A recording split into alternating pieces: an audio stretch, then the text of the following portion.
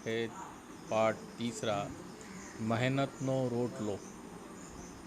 इस पाठ में मेहनत ये शब्द तो आप समझ गए हैं, लेकिन रोट लो यानी रोटी, मेहनत की रोटी। तो इस पाठ में जो कमाई है, जिसे रोटी कहा गया है, वो कमाई मेहनत की होनी चाहिए, ऐसी बात है। तो ये एक कहानी है।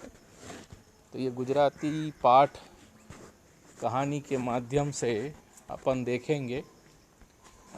इसके लेखक हैं पन्नालाल पटेल। ये गुजराती के एक ख्यात नाम प्रसिद्ध लेखक हैं और इन्होंने साहित्य अकादमी गुजरात का अवार्ड भी जीता हुआ है। तो हम ये देखते हैं मेहनत नो रोटलो पाठ, ये कहानी आ बोध कथाમાં શ્રમ સ્વાશ્રય અને પ્રામાણિકતાનો મહિમા કરવામાં આવ્યો છે। ये कहानी, ये जो पाठ है, उसका साहित्य स्वरूप है बोध कथा। जैसे आपकी कोई कविता है तो उसमें प्रकार होते हैं ना, देशभक्ति की है या प्रभु भक्ति का या प्रार्थना, उसी तरह से ये मेहनत नो रोटलो है, वो क्या है, बोध कथा है। इसमें से कुछ बोध मिलता है। तो ये प्रकार जो है वो बोध कथा का है।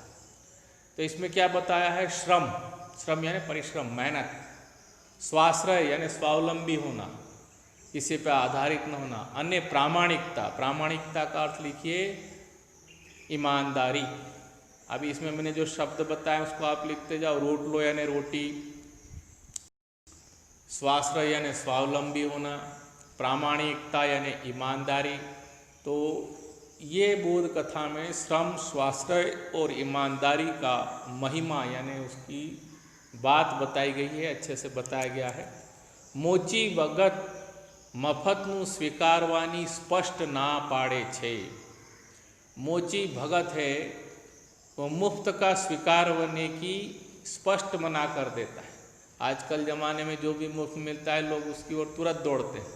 यहाँ फ्री ऑफ कॉस्ट मिल रहा है तो वहाँ भीड़ लग जाती है। मुफ्त में जो मिलता है वो तुरंत, लेकिन मुफ्त का ये लेने का मोची भगत मना करता है। बच्चों याद रखना, मुफ्त का लेना वो लगता है मुफ्त का, लेकिन बाद में बड़ा ही कष्टदायी होता है, उसका रिटर्न बहुत देना पड़ता है। આમ મોચી ભગત દ્વારા આપણને શ્રમ, સ્વાશ્રય અને પ્રામાણિકતાનો બોધ મળે છે। तो इस प्रकार इस मोची भगत के द्वारा हमें परिश्रम, मेहनत, स्वाश्रय, स्वावलंबी और ईमानदारी का बोध हमें मिलता है।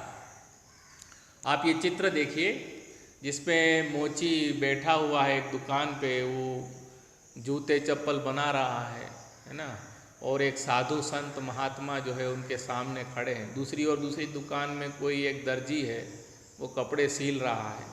तो ये दृश्य है। तो आइए हम ये देखते हैं बोध कथा मेहनत नो रोटलो। शुरू करते हैं। काशी नगरी में एक मोची रहतो हतो।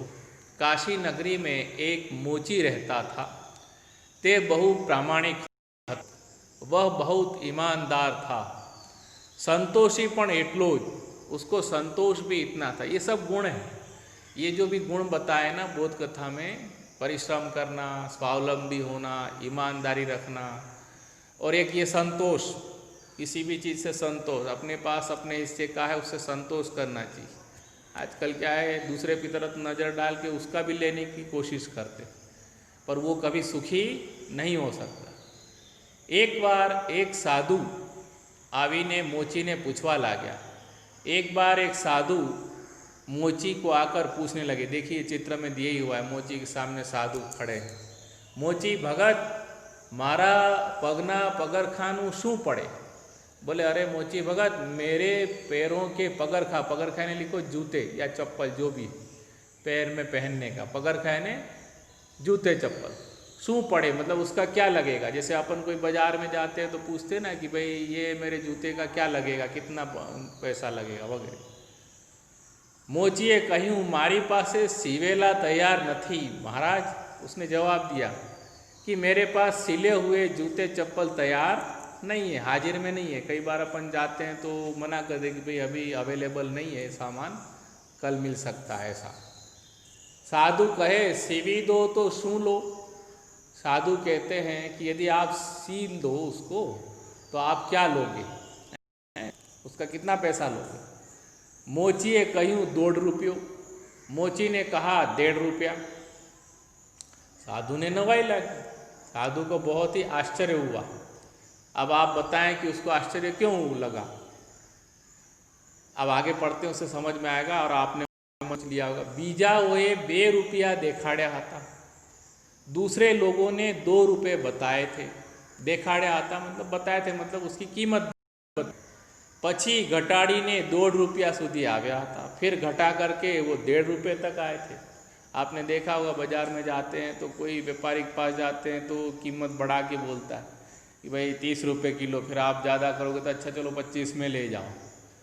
पण आने तो मूळमां ज 1.5 रुपये को, लेकिन इसने तो पहले से ही मूळमां एटले मूल से ही, मतलब मूल में ही उसने 1.5 रुपया कह दिया। मतलब जो उसकी एक्चुअल प्राइस थी वही बताया कि भाई 1.5 रुपया है तो 1.5 रुपया है।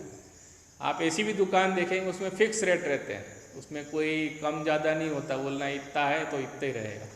साधुए पूछ्યું 1.5 तो कहेवा पण लेवाना केटला।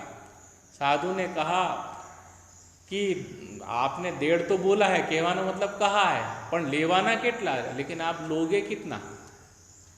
मोची साधु सामे जोई हसवा लागो। मोची साधु के सामने देखकर हंसने लगे। तेने કહ્યું जे कहवा ए लेवाना महाराज। उसने कहा यानी मोची ने साधु से कहा कि जो कहा है वही लूँगा महाराज, आपने इच्छा हो तो बनाओ, यदि आपकी इच्छा हो तो मैं बना देता हूँ। साधुए કહ્યું अच्छा बनाओ त्यारे, क्यारे आपशो। साधु ने कहा अच्छा बनाइए, कब दोगे। आपशो यानी देना, आप ये बनाकर मुझे कब देंगे। मोची बोले से आ वक्ते। मोची ने कहा परम दिवसे ने परसों, कल भी नहीं और उसके अगले दिन यानी परसों। आ वक्ते, इस दिन पे मैं बना दूंगा। साधु कहे जरूर हो।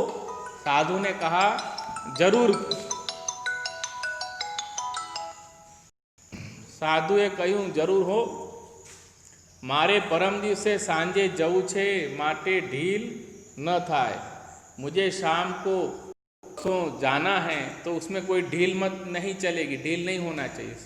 साधु कहे कि जरूर से दे देना, मगर आपने परसों का बोला है तो मुझे, क्योंकि परसों शाम को जाना है इसलिए ढील नहीं होना चाहिए।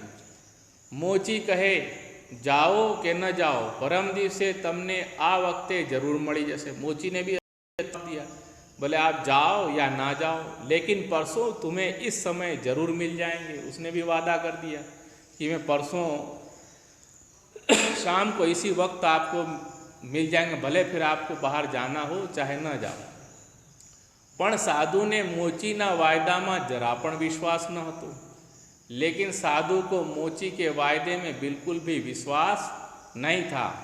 कई बार क्या है, हम कोई दुकानदार या कोई बेचने वाले के पास जाते हैं तो अपने को विश्वास नहीं होता कि ये अच्छी चीज़ दे रहा है कि नहीं, या कम ज़्यादा कर रहा है, धोखा तो नहीं देगा, क्वालिटी वही है कि नहीं, दाम वही है कि नहीं। या यदि बोलता है कि कल दे दो, खास करके आप देखेंगे जो बनाने वाले होते हैं, मोची हुए, सोनी हुए या टेलर हुए, वो अपने को बार बार दौड़ाते रहते हैं और अपने को बोलते हैं कि कल आना ऐसे धक्के खिलवाते रहते हैं, तो वो चीज़ मिलती नहीं है और ना ही बनती।